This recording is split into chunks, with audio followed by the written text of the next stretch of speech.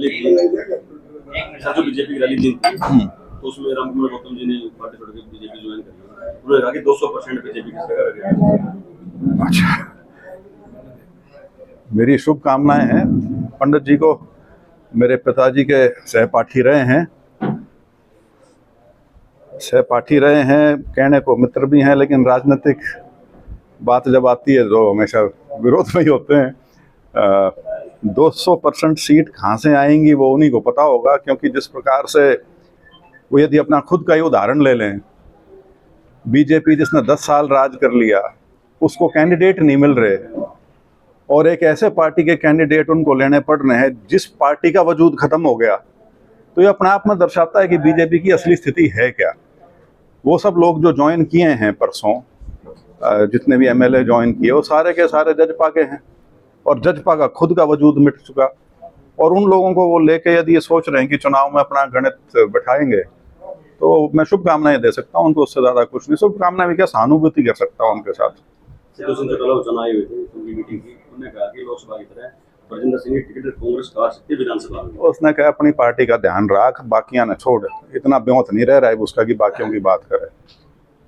Sir, BJP में ticket को लेकर चर्चा जारी है, लेकिन कहीं ना कहीं अमित शाह और जो केंद्रीय मंत्री अनुराग ठाकुर जी का डिस्प्यूट चला हुआ कि टिकट का मुख्यमंत्री जब वो डिसाइड करने का रहे तो नाट से लड़ेगा। देखिए, वैसे तो अब उनकी पार्टी के अंदर क्या लड़ाई झगड़ा हो रहा है, विवाद हो रहा है, उससे मेरा कोई वास्ता नहीं है। हर पार्टी की अपनी प्रक्रिया होती है टिकटें बांटने की। लेकिन जो ये चीजें थोड़ी छन के जो बाहर आ रही हैं, इससे यही प्रतीत होता है कि पार्टी की जो, बीजेपी की जो स्थिति है प्रदेश में, क्योंकि उससे सब अवगत हैं, तो वो उसको खींच कह लीजिए या एक असंतोष जो पार्टी के अंदर है, ये उसकी अभिव्यक्ति है कि वह पार्टी का शीर्ष नेतृत्व भी जो है वो ऐसा प्रतीत होता है कि वो भी आपस में एक दूसरे से उनका क्या बोलूँ, ठीक नहीं बैठ रहा, और आपसी अंदर खाते उनके अंदर काफ़ी तनाव की स्थिति बनी हुई है। हालांकि मैं ये नहीं कहता कि मेरा उनकी पार्टी के अंदरूनी मामलों से कोई लेना देना है, लेकिन ऐसा समझ में आ रहा है। सर, अमित शाह जी को जिंदा आना था, लेकिन वो नहीं आए, तो आपने कहा था कि संभावित कारण को नजर आ गई, इसलिए वो शायद नहीं आए, लेकिन मनोहर लाल भी नहीं आए उस रैली में। और जोड़ लो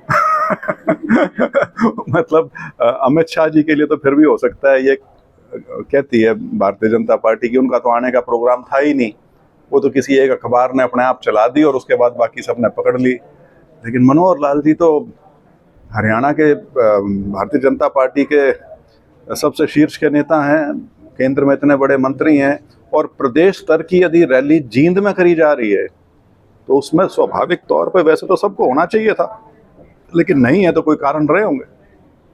सर, अभी एक चर्चा चल रही है दोबारा, इंडिया गठबंधन था, आम आदमी पार्टी थी, तो अब दोबारा फिर गठबंधन हो सकता है हरियाणा में आम आदमी के साथ, इसको लेकर केंद्रीय कांग्रेस हाईकमान ने कहा है, जो सुना है, किस तरह देखते हैं? नहीं, अगर देखिए हाईकमान की अगर कोई सोच है तो वो तो सबको मान्य होगी, उसमें कोई ऐसी बात नहीं है।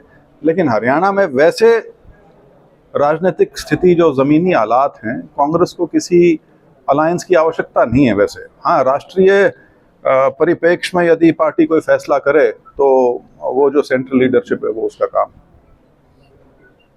सर, एक सवाल और दुष्यंत के अंदर, हाँ, उन्होंने कहा कि अब की बार पूर्ण बहुमत किसी को नहीं मिलेगा और बीजेपी किंग मेकर बनेगी अब की बार।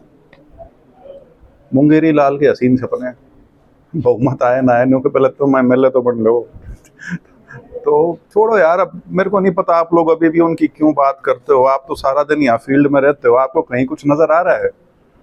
मतलब हाँ, लेकिन उनका ना वो क्या बोलते हैं, सांप मर गया लेकिन बढ़ नहीं गए, तो बातें अभी भी बड़ी बड़ी हैं। बातें सरकार बनाने की, सरकार किसी पार्टी का बहुमत ना आने की, उस बहुमत ना आने की स्थिति में हम किंग मेकर होंगे।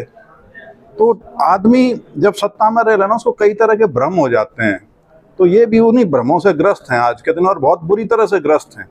हालांकि मैं ये जरूर मानता हूँ वो इतने शाने जरूर हैं कि उनको समझ में आ लिया है क्या नीचे, और लेकिन ठीक है, राजनीति में है तो कुछ तो कहना है, ताकि आप लोग और लोगों की दिलचस्पी थोड़ी बहुत बनी रहे उनमें। बड़ौदा में आ जाने का प्रोग्राम है।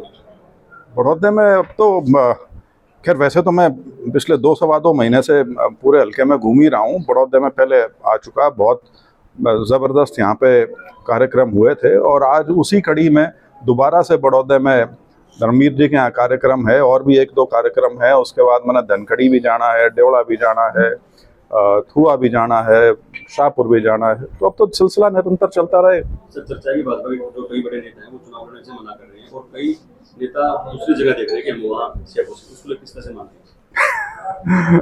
शायद यही कारण है कि वो बाहर वालों को लेने लग रहे हैं, क्योंकि उनको ये अंदर खाते शायद इस चीज़ का आभास है कि उनके पास खुद के नेता नहीं है, और जो हैं वो इलेक्शन से कन्नी काटने लग रहे हैं। आई मीन, किसी पार्टी का प्रदेश अध्यक्ष अगर चुनाव लड़ने की इच्छा ना जताए,